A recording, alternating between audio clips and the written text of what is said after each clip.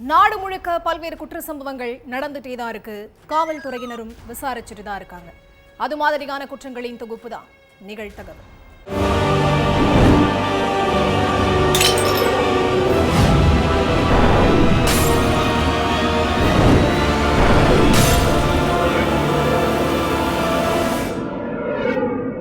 நிகழ்தகவு. ரத்தம் கொதிக்க ஆவேசமாக பள்ளிக்கு வந்து ஆங்கில ஆசிரியரை நையப்புடைத்த பெற்றோர். கையெடுத்து கும்பிட்டபடியே கூனி குறுகி நின்று கொண்டிருந்த ஆசிரியர். பாடம் சொல்லிக் கொடுக்கும் ஆசிரியரை பெற்றோர் புரட்டி எடுத்தது ஏன்? அப்படி என்ன செய்தார் அந்த ஆசிரியர்? பின்னணி என்ன?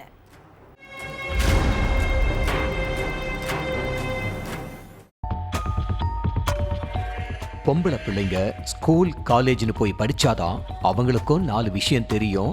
நாளைக்கு காசுக்காக யார்கிட்டையும் கையேந்தி நிக்க வேண்டாம். சுயமா சம்பாதிச்சு சுயமரியாதையா வாழ்றதுக்கு பொம்பளை பிள்ளைகளுக்கு கல்வி முக்கியம்னு நினைச்சு ஒவ்வொரு பெற்றோரும் எப்பாடுபட்டாச்சும் பெண் பிள்ளைகளை ஸ்கூல்ல படிக்க அனுப்பிடுறாங்க. வீட்டை ஒட்டி இருக்கிற கடைக்கு கூட பெண் பிள்ளைகளை தனியா அனுப்பாத பெற்றோர் பாட சொல்லி கொடுக்கிற ஆசிரியர்களை நம்பி மட்டும்தான் ஸ்கூலுக்கும் காலேஜுக்கும் பிள்ளைகளை தனியா அனுப்புறாங்க. ஆனா அப்படிப்பட்ட ஸ்கூல்லையே பிள்ளைகளுக்கு பாதுகாப்பு இல்லைன்னா வேற எங்க தான் பெண் பிள்ளைகளுக்கு பாதுகாப்பான இடம்னு கேள்வி எழுப்பியிருக்காங்க பெற்றோர். சிவகங்கை புதூர் பக்கத்துல உள்ள கட்டுக்குடிப்பட்டிங்கிற கிராமத்துல அரசு மேல்நிலை பள்ளி செயல்பட்டு வருது. இந்த ஸ்கூல்ல ஆரோக்கியசாமிங்கிறவரு இங்கிலீஷ் டீச்சரா வேலை பார்த்துட்டு இருக்காரு. இவரு அந்த ஸ்கூல்ல படிக்கிற மாணவிகள், அதுவும் குறிப்பா 6, 7ஆம் வகுப்பு கிளாஸ் ரூமுக்கு போகும்போதெல்லாம் அங்க உள்ள மாணவிகளோட கையை தொடுறது, கன்னத்தை தொடுறதுன்னு அத்துமீறி நடந்ததா சொல்லப்படுது. 11 வயசு சிறுமிங்க அப்படிங்கிறதுனால ஆசிரியர் எந்த எண்ணத்துல தொடுறாருங்கிறத அவங்களால சரியா புரிஞ்சிக்க முடியாம இருந்திருக்கு. ஆனா நாளாக அந்த ஆசிரியரோட பேச்சும் எல்லை மீறி போயிருக்கு. ஒரு நாள் அப்படித்தான் வழக்கம் போல 6ஆம் வகுப்புக்குள்ள போன ஆசிரியர் ஆரோக்கியசாமி கிளாஸ்ல உட்கார்ந்திருந்த ஒரு சில மாணவிகள் கிட்ட போய் பாலியல் உறவு பத்தி பேசி இருக்காரு.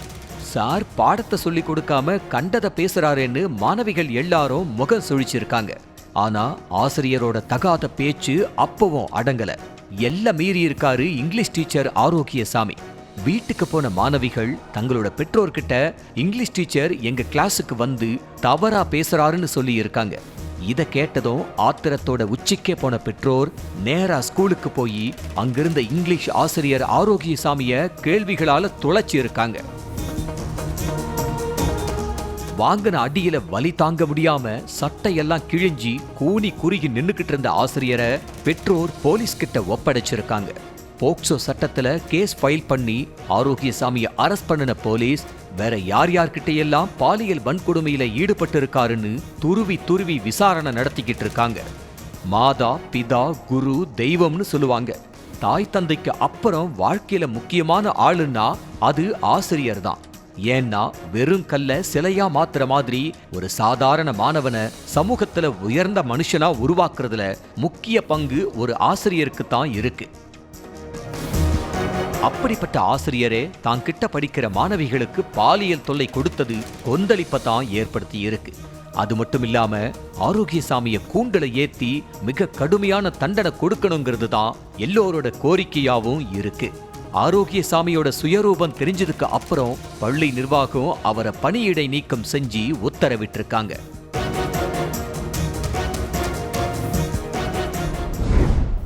கல்லறை அருகே உயிரிழந்து கிடந்த ஓவியர் மதுவில் தூக்க மாத்திரை கலந்து கொடுத்தும் செங்கல்லால் அடித்தும் கொலை. 112 என்ற அவசர எண்ணுக்கு கடைசியாக சென்ற அழைப்பு.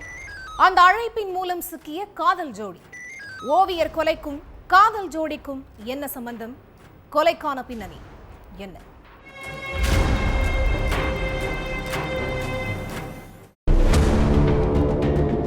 செப்டம்பர் 17ஆம் தேதி ஒரு கல்லறைக்கு பக்கத்துல இளைஞரோட சடலம் கிடந்திருக்கு. அது அந்த பகுதியில் இருந்த ஓவியர் யோகேஷ் தான் அப்படிங்கறத தெரிஞ்சுக்கிட்ட மக்கள் போலீஸுக்கு தகவல் கொடுத்திருக்காங்க. அடுத்து அங்க வந்த போலீஸ் அந்த இளைஞரோட சடலத்தை மீட்டு போஸ்ட்மார்ட்டத்துக்காக அனுப்பி வச்சதோட யோகேஷோட சட்டை பையில இருந்த செல்போனையும் செக் பண்ணி இருக்காங்க. அப்போ 112 அப்படிங்கிற எமர்ஜென்சி எண்ணுக்கு போன் பண்ணி யோகேஷ் பேசி இருந்தது தெரிஞ்சது. ஸ்வாதியோட அப்பாவும் அண்ணன்களும் என்னை அடிச்சுட்டாங்கன்னு கம்ப்ளைண்ட் பண்ணியிருக்காரு யோகேஷ். அடுத்த சில மணி நேரத்துல தான் அந்த இளைஞர் சடலமாவும் கிடந்திருக்காரு. ஸ்வாதினா யாரு, அவரோட அப்பாவும் அண்ணனும் எதுக்காக யோகேஷ அடிச்சு கொலை செய்யணும், ஸ்வாதிக்கு எந்த ஊரு அப்படின்னு ஒரு பக்கம் விசாரணை நடந்துகிட்டு இருக்க, யோகேஷோட செல்போன்ல இருந்து 112 எமர்ஜென்சி எண்ணுக்கு பேசின குரல் பதிவு அந்த இளைஞரோடதே இல்லங்கிறது தெரிஞ்சிருக்கு. அதனால போலீசாருக்கு இன்னும் குழப்பம் கூடுதலாயிருக்கு. இதுக்கு மத்தியில போஸ்ட்மார்ட்டம் ரிப்போர்ட்டும் வந்திருக்கு. அதுல தூக்க மாத்திரை கலந்த மதுவை கொடுத்து செங்கல்லால அடிச்சு யோகேஷ் கொலை செய்யப்பட்டிருக்கிறது தெரிஞ்சிருக்கு. இப்படி எல்லாமே மர்மமா இருந்ததுனால யோகேஷோட செல்போன்ல கடைசியா பேசின ஆடியோ ரெக்கார்ட் யாரோடது அப்படிங்கறத அலசி ஆராய்ஞ்சப்பதான் பல திடுக்கிடும் தகவல்கள் எல்லாமே வெளிச்சத்துக்கு வந்தது. உத்தரப்பிரதேச மாநிலம் மொராதாபாத்தை சேர்ந்தவர் இளம்பெண் ஸ்வாதி. இவங்க மனோஜ்ங்கிற இளைஞரை கடந்த சில வருஷமா காதலிச்சிட்டு இருந்திருக்காங்க. மகளோட காதல் விவகாரத்தை செல்போன் பேச்சு மூலமா தெரிஞ்சுக்கிட்ட அப்பா சோபரும் அண்ணன்கள் 2 பேரும் காதல் கல்யாண கனவையெல்லாம் அடியோட மறந்துரு, இந்த வீட்டுக்கு மருமகனா வர்ற தகுதி மனோஜுக்கு இல்லைன்னு காதலுக்கு எண்ட் கார்டு போட்டிருக்காங்க. ஆனா ஸ்வாதி தன்னோட காதலுக்கு எண்ட் கார்டு போடுற மாதிரி தெரியல. ரகசியமா போய் காதலனை சந்திக்கிறது, வெளியில சுத்துறது, மீட் பண்றதுன்னு இருந்திருக்காங்க. அதையும் தெரிஞ்சுக்கிட்ட அப்பாவும் அண்ணன்களும் காலை உடைச்சிருவேன்னு கண்டிஷன் போட்டிருக்காங்க. அதனால எந்த இடையூறும் இல்லாம எப்படி சந்திக்கிறதுன்னு பிளான் போட்ட ஸ்வாதி சாப்பாட்டுல தூக்க மாத்திரைய கலந்து அப்பா அம்மா அண்ணன்களுக்கு கொடுத்துட்டு தினமும் மீட் பண்ணி இருக்காங்க. சாப்பிட்டதும் வெறித்தனமா தூக்கம் வருது, ஒரு நாள் 2 நாள் இல்ல, தினமும் எப்படி சாப்பிட்டதும் தூக்கம் வரும்னு ஸ்வாதியோட குடும்பத்துல உள்ளவங்களுக்கு சந்தேகம் வந்திருக்கு. அதனால மகள் கையால சாப்பிடுறதையே நிறுத்தி இருக்காங்க. நம்மளோட திருட்டு வேலை எப்படியோ தெரிஞ்சிடுச்சுன்னு கெஸ் பண்ணின ஸ்வாதி அடுத்து அதை விட பெரிய பிளானையே தன்னோட காதலனோட சேர்ந்து போட்டிருக்காங்க. அதுதான் ஓவியர் யோகேஷோட கொலை ப்ராசஸ். அந்த கொலையில தன்னோட அப்பாவையும் அண்ணன்களையும் சிக்க வைக்கிறது தான் ப்ராசஸோட முடிவு. ஆனா அந்த முடிவு ஸ்வாதிக்கும் அவரோட காதலனுக்கும் சாதகமா அமையல. ஒரு கொலை செஞ்சா எப்படியெல்லாம் தப்பிக்கலாம்னு கிரைம் டாக்குமெண்ட்ரி எல்லாம் பார்த்திருக்காங்க காதல் ஜோடி. அதுக்கப்புறம் தான் பக்கத்து கிராமத்துக்கு போயிருக்காங்க ஸ்வாதியும் மனோஜும். அப்ப ஒரு கல்லறை பக்கத்துல ஓவியர் யோகேஷ் உட்கார்ந்துகிட்டு இருந்திருக்காரு. அவருக்கு தூக்க மாத்திரை கலந்த மதுவை கொடுத்திருக்காங்க காதல் ஜோடி. உங்களை எனக்கு யாருன்னே தெரியாது, எனக்கு ஏன் நீங்க மது கொடுக்குறீங்கன்னு ஓவியர் கேட்டிருக்காரு. அதுக்கு எங்களுக்கு பக்கத்து கிராமம் தான், எங்களோட நண்பர் ஒருத்தர் மது கொடுத்தாரு, ஆனா எங்க வீட்டுல யாருக்குமே மது குடிக்கிற பழக்கம் இல்ல, அதனாலதான் ரோட்ல போற யாருக்காவது கொடுக்கலாமான்னு நினைச்சோம், அதனாலதான் உங்களுக்கு கொடுத்தோம்னு காதல் ஜோடி சொல்லி இருக்காங்க. அதை நம்பின யோகேஷும் மதுவை வாங்கி குடிச்சிருக்காரு. அடுத்து சில நொடியில ஓவியர் போதையில சரிய செங்கல்லால தலையில அடிச்சு கொண்டு இருக்காங்க காதல் ஜோடி. அதுக்கப்புறம் அவரோட செல்போன்ல இருந்து 112 எமர்ஜென்சி எண்ணுக்கு போன் பண்ணி ஸ்வாதியோட அப்பாவோ அண்ணன்களோ அடிச்சுட்டாங்கன்னு மனோஜ் பேசி இருக்காரு.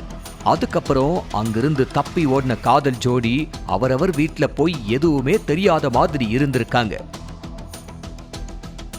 ஆனா ஓவியர் யோகேஷோட செல்போன்ல பேசினது மனோஜ் தான் வாய்ஸ் ரெக்கார்ட்ல தெரிய வந்து அவரை தூக்கி விசாரிச்சப்பதான் மொத்த உண்மையும் வெளிச்சத்துக்கு வந்திருக்கு. காதலுக்கு தடையா இருந்த சொந்த குடும்பத்தையே கொலை வழக்குல சிக்க வைக்க பிளான் போட்டு வசமா சிக்கின ஸ்வாதியும் அவங்களோட காதலன் மனோஜும் இப்ப சிறையில காதலை வளர்த்துக்கிட்டு இருக்காங்க. வீட்டுக்கு வந்த மருமகளையும் அவரது அண்ணனையும் ஓட ஓட விரட்டி கத்தியால் குத்தி கொலை செய்த மாமனார். செங்கல்பட்டு நீதிமன்றத்தில் நடந்து வந்த கொலை வழக்கு 9 ஆண்டுகளுக்கு பிறகு நீதிமன்றம் தீர்ப்பு. மருமகளையும் அவரது அண்ணனையும் மாமனார் கொலை செய்தது ஏன்? மாமனாருக்கு விதிக்கப்பட்ட தீர்ப்பு என்ன?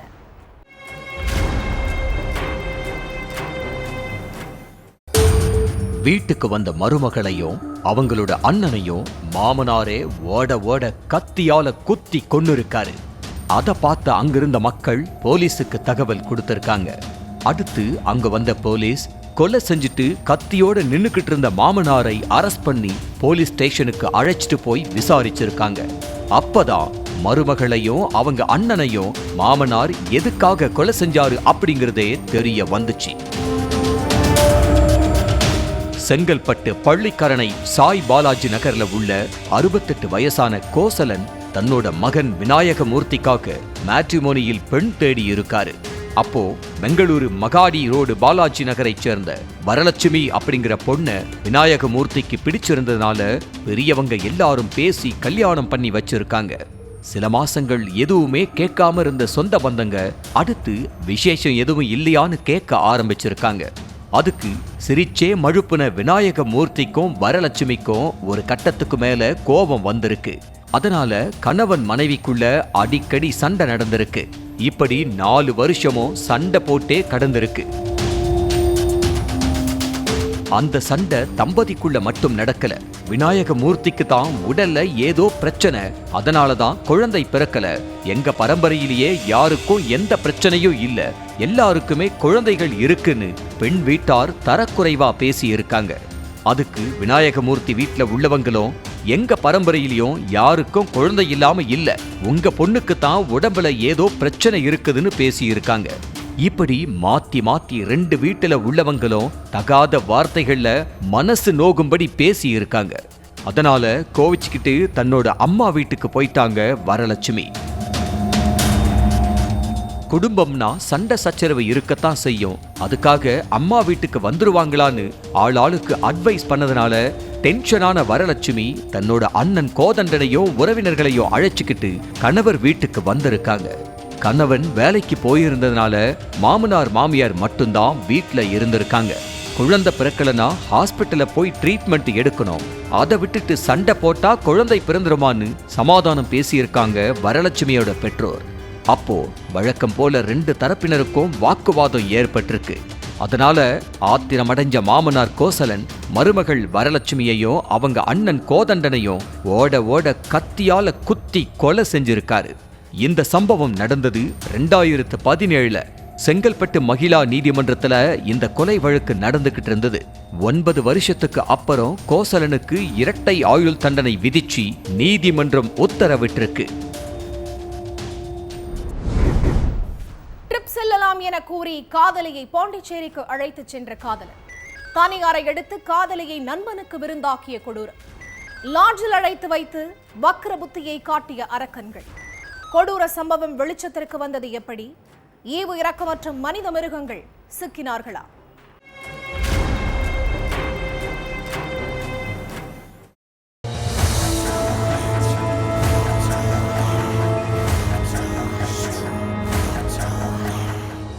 இரவு 11 மணிக்கு மேல புதுச்சேரி ஆரோவில் பகுதியில் உள்ள போலீஸ் ஸ்டேஷனுக்கு இளம்பெண் ஒருத்தவங்க தலையில ரத்தம் சொட்ட சொட்ட வந்திருக்காங்க.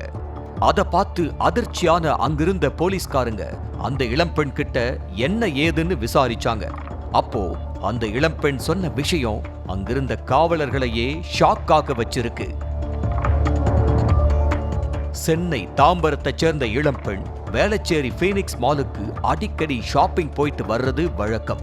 அப்படி அடிக்கடி போயிட்டு வர்றப்ப அந்த மால்ல வேலை பார்க்கிற நிருபன்ங்கிறவர் கூட பழக்கம் ஏற்பட்டிருக்கு.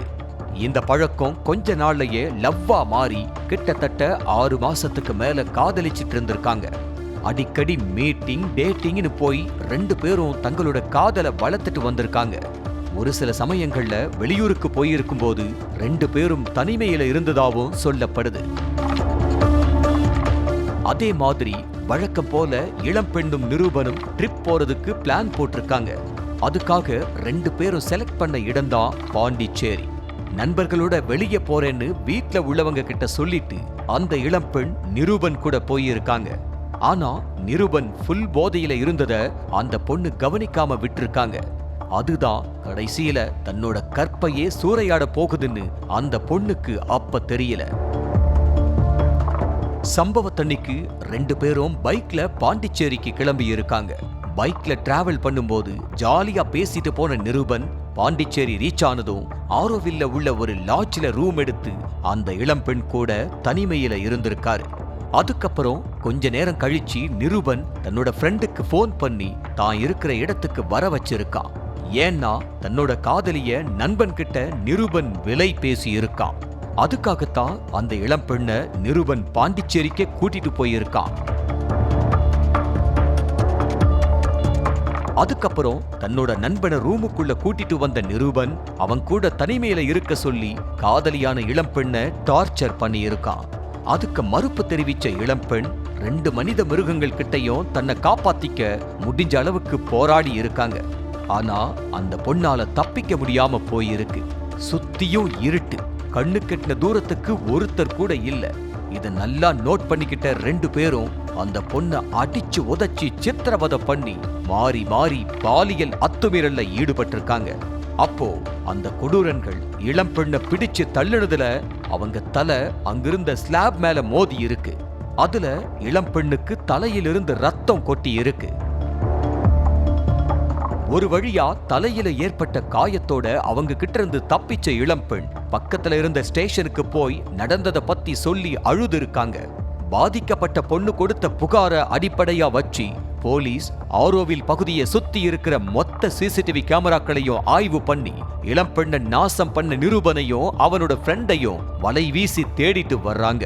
அதே நேரம் இளம்பெண்ணுக்கு தலையில பலத்த காயம் ஏற்பட்டிருக்கிறதுனால தீவிர சிகிச்சை அளிக்கப்பட்டு வருது. மனைவிக்கு தெரியாமல் வேறொரு பெண்ணுடன் 4 ஆண்டுகளாக வாழ்க்கை. அந்த பெண்ணை திடீரென வீட்டிற்கு அழைத்து வந்து தங்க வைத்த கணவர். உடல் ரீதியாகவும் மன ரீதியாகவும் தினம் தினம் பல கொடுமைகள்.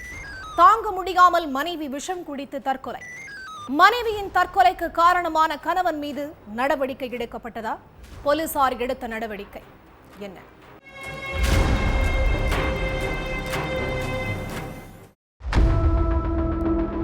தூங்கி எந்திரிச்சு கண்ணை கசக்கிக்கிட்டே வந்த 7 வயது சிறுவன் தன்னோட தாய் அம்மு வீட்டுக்குள்ள வாயில நுரை தள்ளி கடந்ததை பார்த்து சத்தம் போட்டு அழுதுருக்கான்.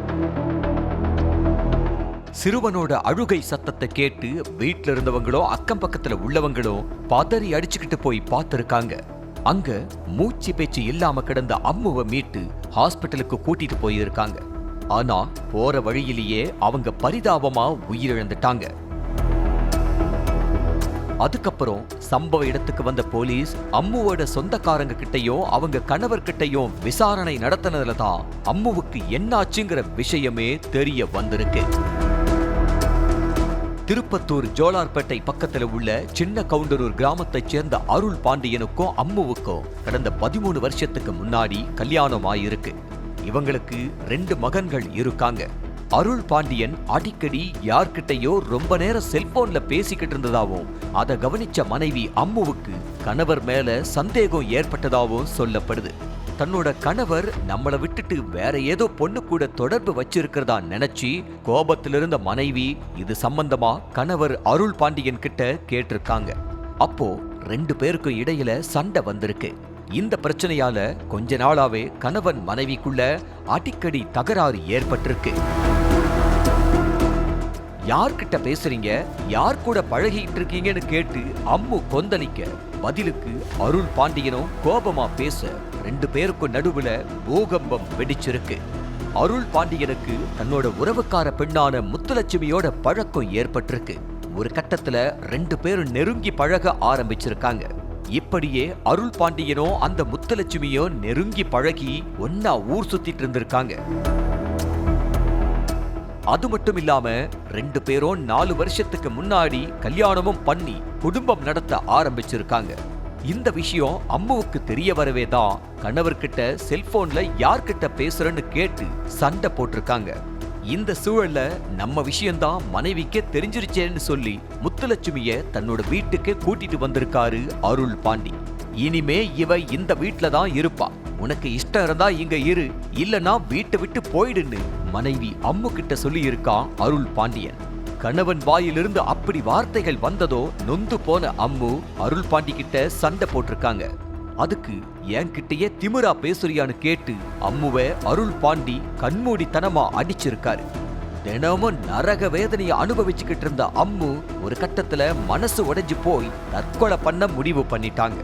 அதுக்காக வீட்ல இருந்த பூச்சிக்கொல்லி மருந்தை எடுத்து குடிச்சு தன்னோட உயிரை மாய்ச்சுக்கிட்டாங்க.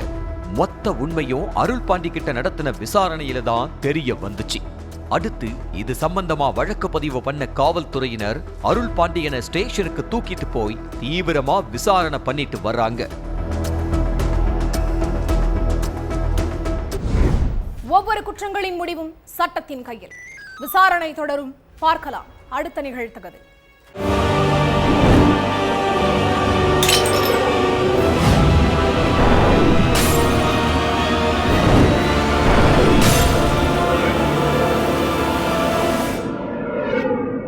நிகழ்தகவு.